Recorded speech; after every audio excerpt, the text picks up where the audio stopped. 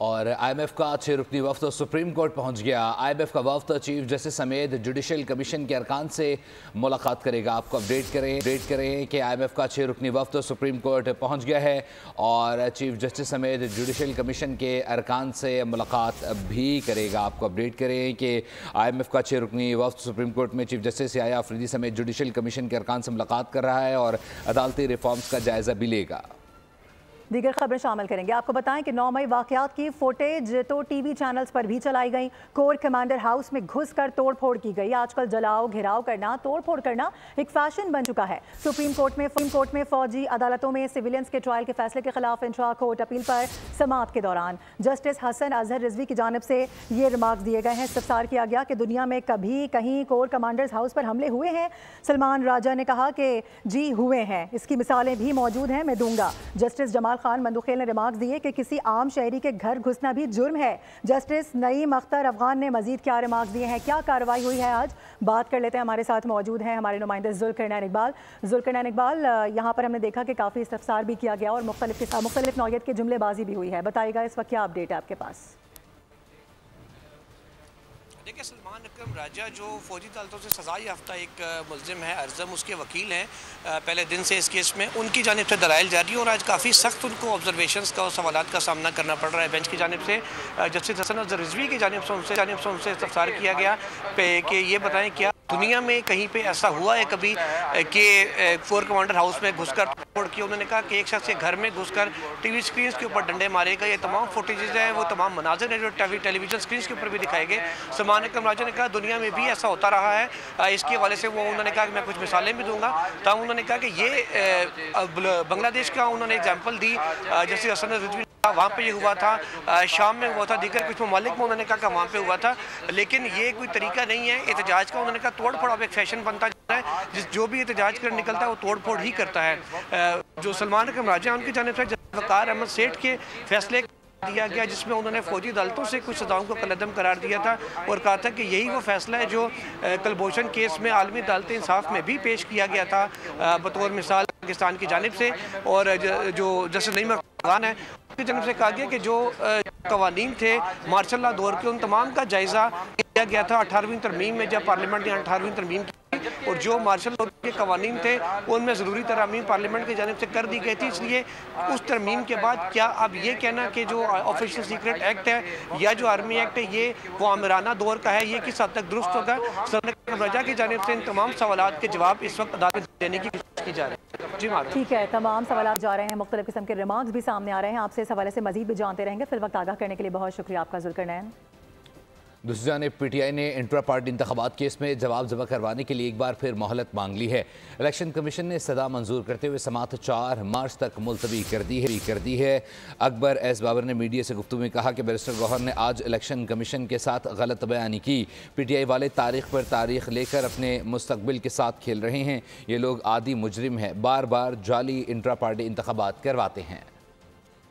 मुजरिम बार बार जाली intra party elections कराते हैं और उसके बाद नुकसान पार्टी को भुगतना होता है, पार्टी के वर्कर्स को भुगतना होता है। तो इसलिए हमने ये पेशकश की थी कि हम इंट्रा पार्टी इलेक्शंस करके दिखाएंगे और तमाम कानूनी तकाजे भी पूरे करेंगे ताकि इलेक्शन कमीशन में ये मामला जो है ये सेटल हो सके और पाकिस्तान तहरीक इंसाफ की जो कानूनी हैसियत है वो बहाल हो सके। लेकिन अफसोस कि आज तक हमारी इस पेशकश का, जिसमें मैं था, हमने लिख के दिया है। सईदुल्लाह खान न्याजी हैं PTI के founding member, founding president PTI Punjab, और इलेक्शन कमीशन से ये इस्तदा की है कि वो इसमें एक कलीदी किरदार अदा कर सकते हैं, वो इसमें फैसिलिटेट कर सकते हैं ताकि ये इंट्रा पार्टी इलेक्शन का जो मामला है ये कानूनी तमाम तकाजे पूरे हों और PTI की कानूनी हैसियत बहाल हो।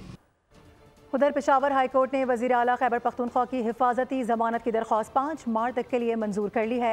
मुताल्लिका इदारों से अली अमीन गंदापुर के खिलाफ मुकदमात की तफसीलात भी तलब कर ली गई हैं। आपको ये बता दें कि वकील दरख्वास्त गुजार और एडवोकेट जनरल अदालत में पेश हुए। वज़ीर आला KP अदालत में पेश नहीं हो सके। अदालत ने कहा कि कानून के मुताबिक दरख्वास्त गुजार का पेश होना ज़रूरी होता है। अगली तारीख दे देंगे, लेकिन हिफाजती ज़मानत के लिए दरख्वास्त गुजार को खुद पेश होना होगा। बात करेंगे कातिल डंपर की। कराची में डंपर गर्दी ना रुक सकी, एक और शहरी को कुचल डाला। हॉक्स बे मुशर्रफ कॉलोनी के करीब डंपर की टक्कर से मोटरसाइकिल सवार जान की बाजी हार गया। पुलिस ने डंपर तहवील में ले लिया, ड्राइवर मौके से फरार हो गया। दूसरी जानिब बल्दिया लकी चौड़ाई के करीब मोटरसाइकिल सवार फैमिली को बस ने रोंद डाला। हादसे में हामला खातून जामबहक और 8 साला बेटी जख्मी हो गई। खातून के देवर का कहना है कि भाई और भाभी बच्चों के हमरा मोटरसाइकिल पर आ रहे थे, तेज़ रफ्तार बस ने मोटरसाइकिल को हिट किया। और कराची में बढ़ते ट्रैफिक हादसात और जानी नुकसान पर बोल ने ट्रैफिक हुकाम और डंपर्स एसोसिएशन के सरबराह का मौक़िफ़ लेने की कोशिश की है। प्रोग्राम दुनिया बोल है में DIG ट्रैफिक ने यकीन दहानी करा दी है कि डंपर्स मुकर्ररा औकात से कबल सड़कों पर नहीं नजर आएंगे, जबकि दूसरी जानिब सदर डंपर एसोसिएशन ये कहते हैं कि सड़कों पर आएँ और हादसात न हों। कैसे मुमकिन है? शहर कायद में बढ़ती डंपर गर्दी और हैवी ट्रैफिक की मनमानियाँ क्यों जारी? बोल के मॉर्निंग शो दुनिया बोल में सवाल उठाया गया। DIG ट्रैफिक कहते हैं डंपर्स मुकर्रर औकात में ही सड़कों पर आते हैं, अवाम हैवी ट्रैफिक और डंपर्स में फ़र्क पहचाने। अहमद नवाज चीमा ने यह भी कहा कि तहफ़्फ़ुज़ात के बावजूद डंपर एसोसिएशन औकात कार की पाबंदी करेंगे। यकीन दहानी करा दी गई है। जिन डंपरों के ऊपर पाबंदी लगाई गई है वो थे जो कि पहले करंगी में हादसा हुआ जिसके अंदर रीति बजरी जो है वो लोड थी और उनके ऊपर मुकम्मल पाबंदी लगा दी गई है। और उस कल से बल्कि परसों से कराची के रोडों पे कहीं पे भी दिन के औकात में डंपर नजर नहीं आया। इनकी जो एसोसिएशन है उनके साथ भी हमने मीटिंग करके उनको भी बावत करा दिया। दूसरी जानिब बोल से गुफ्तगू में सदर डंपर एसोसिएशन हाजी लियाकत महसूद कहते हैं मोटरसाइकिल या कार सवारों से कोई दुश्मनी नहीं, तमाम गाड़ी सड़क पर आएगी तो हादसा तो होगा। ये रोड का एक्सीडेंट किसी का नहीं है, हमारा एक्सीडेंट जितना भी है सब मोटरसाइकिल के साथ है और मोटरसाइकिल के साथ मेरा कोई दुश्मनी तो नहीं है ना। मेरा एक्सीडेंट कार के साथ भी नहीं होगा, रस्ते के साथ भी नहीं होगा, टैक्सी के साथ भी नहीं होगा। तो जितना ट्रांसपोर्ट है एक्सीडेंट तो हर जगह पे होगा, एक्सीडेंट तो हाईवे पे होगा, एक्सीडेंट तो सुखाए वाले रोड पे होगा, आलमी दुनिया के एक्सीडेंट होगा, पूरी पाकिस्तान के अंदर एक्सीडेंट होगा। उधर प्यारों को हैवी ट्रैफिक तले मरता देखकर अवाम का पारा हाई हो गया। लांडी में 2 ट्रकों को आग लगा दी। मुश्तल अफराद को मुंतशिर करने के लिए पुलिस ने हवाई फायरिंग कर दी। पुलिस के मुताबिक एक ट्रक का अगला हिस्सा जल गया जबकि दूसरे को जलाने से बचा लिया गया। और कराची में हैवी ट्रैफिक के खिलाफ शहरी सड़कों पर आ गए हैं। नामालूम अफराद ने 3 हैवी गाड़ियों को आग लगा दी है। इस वक्त बोल न्यूज़ के नुमाइंदे खुरम गुलजार शरीफाबाद थाने के बाहर मौजूद हैं, उनसे मजीद जानते हैं। खुरम, सूरत-ए-हाल से मुतालिक अपडेट कीजिएगा। जी बिल्कुल, सुबह सवेरे वाक़या पेश आया। लियाकताबाद 10 नंबर पर नामालूम अफराद ने इस ट्रॉलर को आग लगा दिया। आप मेरे कमरे देख सकते हैं, वो ट्रॉलर है जो कि रात से ख़राब था और लियाकताबाद 10 नंबर पर मौजूद था कि इस दौरान मोटरसाइकिल सवार कुछ अफराद आए हैं और इन्होंने पहले टायरों को और उसके बाद गाड़ी के अगले हिस्से को आग लगाई है। इस वक्त हमारे साथ ट्रॉलर के ड्राइवर मौजूद है, इससे बात करते हैं। बाइक ये क्या वाक़या क्या हुआ था? वाक़या सर ऐसा हुआ था, भाई गाड़ी एयरलॉक हो गई थी। जब एयरलॉक निकाल रहे थे फिर जो है ना निकलती थी, फिर वो आए दूसरे, उन्होंने आग लगा दी।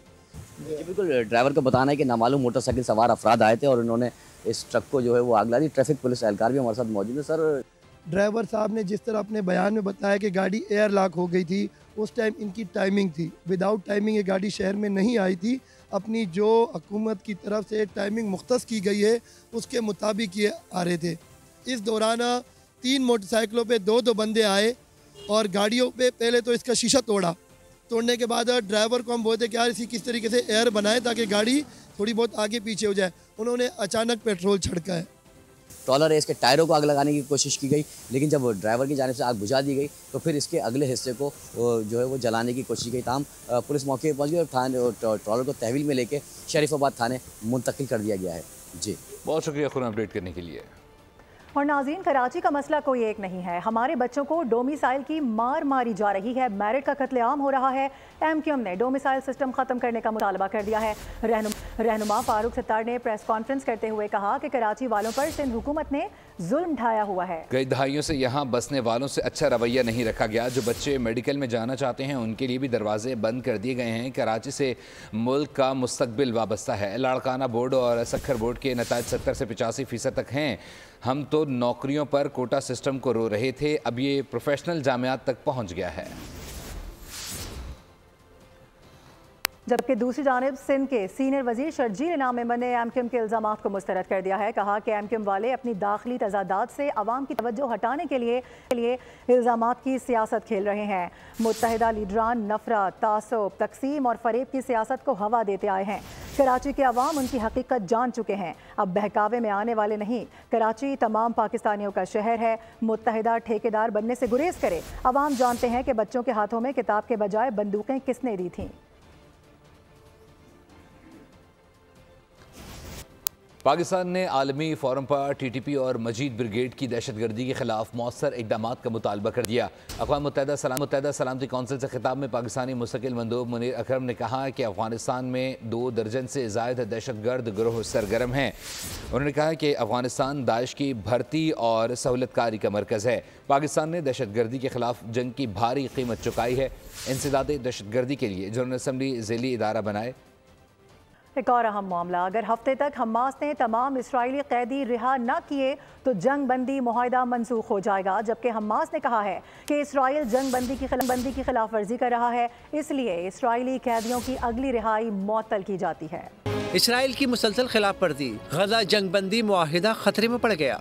हमास ने कहा है कि इसराइल अब तक फलस्तीनियों को शहीद कर रहा है, गजा में इंसानी इमदाद का रास्ता रोक रहा है, इसलिए मजीद इसराइली कैदियों की रिहाई मुअत्तल कर रहे हैं। जबकि अमेरिका के सदर डोनाल्ड ट्रंप ने धमकी दी है कि अगर हफ्ते तक हमास ने इसराइल के तमाम कैदी रिहा न किए तो मुआहिदे को मनसूख हो जाना चाहिए। इस सूरत हाल पर तल अबीब में एहतजाज शुरू हो गया। इसराइल ने कहा है कि उसने गजा से अपनी फौज का इनखला मनसूख कर दिया है और गजा के गिर्द फोर्सेस की नफरी बढ़ाती है।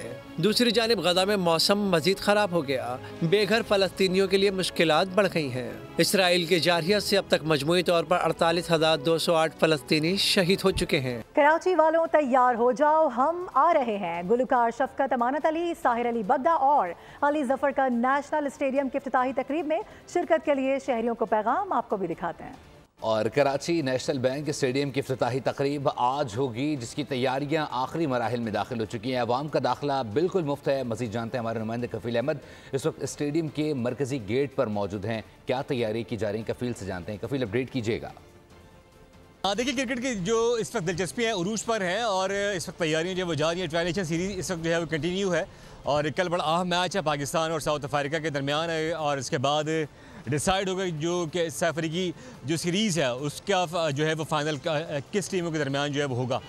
इसके बाद अगर हम बात करें सबसे अहम चीज़ जो पाकिस्तान जिसका मेज़बान है, चैम्पियंस ट्रॉफी जो वो होने जा रही है और उसका आगाज़ होगा 19 फरवरी से और उसके लिए जो है वो आज अगर हम बात करें नेशनल बैंक स्टेडियम जिसकी आज जो बाकायदा इनाग्रेशन है जो कि क़ज़ाफ़ी स्टेडियम के बाद और एक बहुत बेहतरीन जो जदीद खुदूद पर इस्तवार किया गया स्टेडियम है उसको मुकम्मल तौर पर जो है वो कर लिया गया और आज उसका बाकायदा इफ्तिताह है जो कि रात गए तक जारी रहेगी, जिसमें मुख्तलिफ बैंड्स की जो है वो परफॉर्मेंस जो है वो पेश की जाएगी। इसके अलावा जो तमाम सिंगर्स हैं वो यहाँ पर मौजूद होंगे और इसके अलावा जो एक फायरवर्क्स है जो यहाँ पर पेश किया जाएगा। अब क़ज़ाफ़ी स्टेडियम के बाद जो नेशनल बैंक स्टेडियम है उसको पेश किया जा रहा है ICC के सामने, आवाम के सामने कि उनको जो तमाम सहूलियात हैं वो फराहम की जाएंगी और उसके साथ वो भरपूर अंदाज में जो है अपडेट करने के लिए। और नाजरीन, सैफ अफ्रीकी सीरीज़ और चैंपियंस ट्रॉफी के लिए कराची में भी रंग जमने वाला है। आलमी इवेंट पर ट्रैफिक की जहमत तो होगी, लेकिन उससे बचाने के लिए मुतबादिल रास्तों का प्लान जारी कर दिया गया है।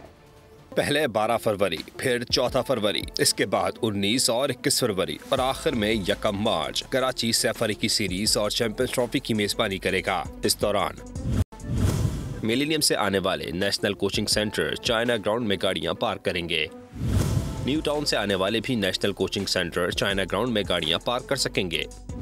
हैवी ट्रैफिक शराबगोट से नीपा, लियाकताबाद नंबर 10 से हसन स्क्वायर जा सकेगी। PP चौरंगी से आने वाली हैवी ट्रैफिक यूनिवर्सिटी रोड जा सकेगी।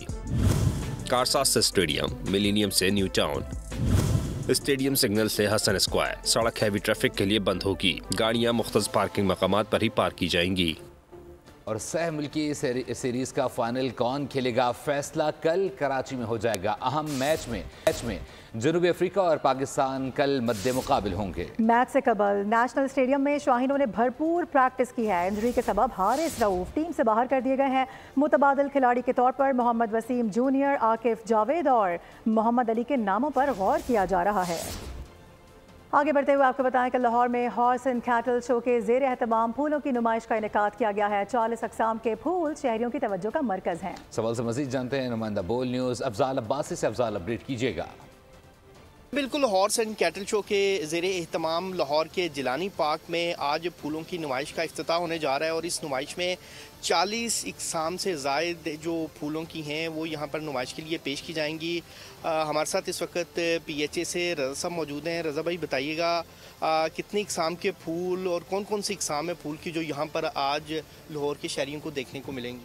इसमें 40 किस्म के फ्लावर्स हैं, जिसमें नैनकोलस है, इंडियन डेलिया है, प्राइमुला है, पटोनिया है, मैरीगोल्ड है, बेशुमार किस्में हैं और ये इंतहाई खूबसूरत नुमाइश होगी। ये ऐसी ना पहले कभी लगी थी और फ्यूचर में पता नहीं लगती अगर ही लगती। तो इसमें बच्चों के लिए अच्छे कैटल्स हमने मंगवाए हैं, वो लगा रहे हैं, उनके झूले लगाए हैं, फूड फेस्टिवल है। जी बिल्कुल, वज़ीर-ए-आला पंजाब मरियम नवाज़ के विजन के मुताबिक PHA जो है वो लाहौर के जिलानी पार्क में फूलों की बहुत शुक्रिया अफजाल अपडेट करने के लिए। और अब कुछ मौसम की बात कर ले तो आपको बताएं कि आज़ाद कश्मीर के दारुल हुकूमत मुजफ्फराबाद समेत मुल्हिका इलाकों का मौसम बदस्तूर ठंडा ठार है। मुजफ्फराबाद का दर्जा हरारत नुक्ता इंजमान तक रिकॉर्ड कर दिया गया है। आइंदा 24 घंटों में दारुल हुकूमत समेत मुल्हिका इलाकों में सर्दी की शिद्दत बरकरार रहेगी, जबकि मतला अबर आलूद रहने का इम्कान बताया जा रहा है। बात कर लेते हैं, हमारे साथ हमारे नुमाइंदे मौजूद हैं। मुमताज़ अहमद, बताइएगा इस हवाले से क्या बताना है महकमा मौसमियात का?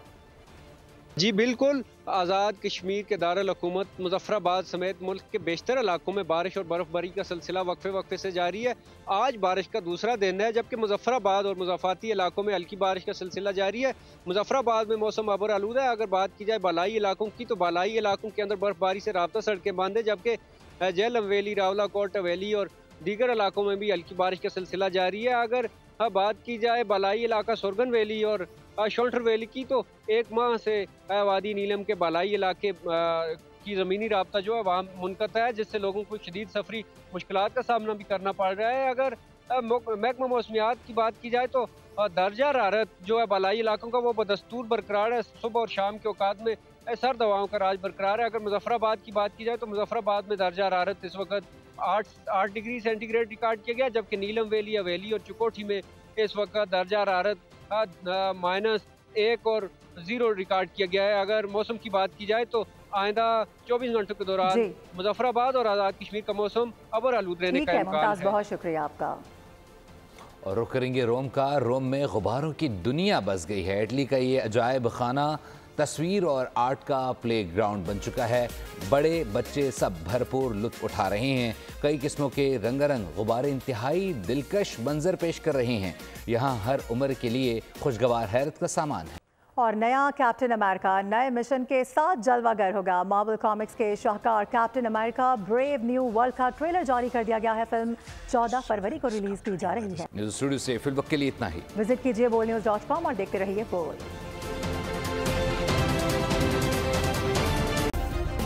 सब्सक्राइब करें और बेल दबाएं ताकि कोई खबर रह न जाए।